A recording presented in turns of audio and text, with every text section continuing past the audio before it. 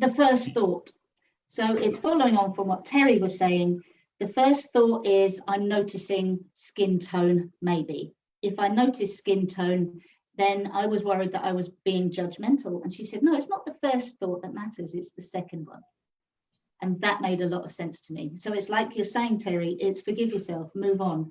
Notice it, acknowledge it, but then maybe, like you said, forgive yourself, take some time to actually form that opinion. And when we do find, or when you go to a court of law, it takes a lot of time for all of that evidence to be collated into a final judgment. And I think that's something we don't do. We don't allow the time. Yeah, it's such an easy thing to do. Such an easy thing to do, to judge.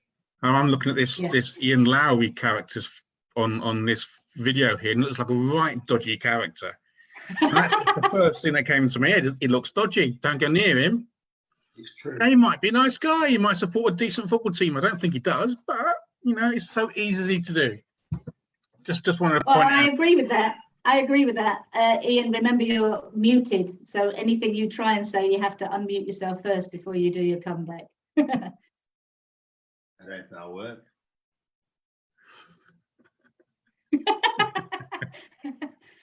Fabulous. Moving on, it was, who was next? Was it Lee? Yeah, it was Lee. Lee, and then I'll come to you, John. Gotcha.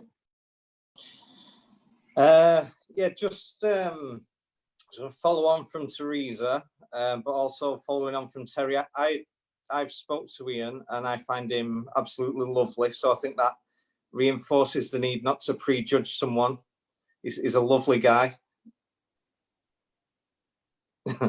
Following on from Teresa, that also I think it's important that we are aware that our pupils will judge us, and then to be aware where those judgments will come from, because they'll have had years of their own experience through education, and then they get in a car with us, often at the age of 17.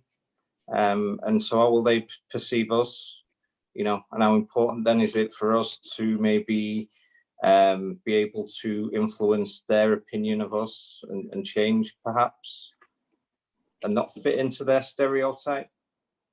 Yeah. Can you think of 2 examples, Lee? A good one and a not so good one. From my own, where they're judging us. A good one and a not quite so good one. Perhaps just first appearance. You know, we should all dress the way we're comfortable, and I think you could pick a good and a bad just from that, just from your own appearance. And very difficult also, because depending on that person and their own influences, their expectations will be different. So if I, for example, turn up for one person in a shirt and tie, that might have a very negative effect on the way they view me, whereas somebody else might fully expect that.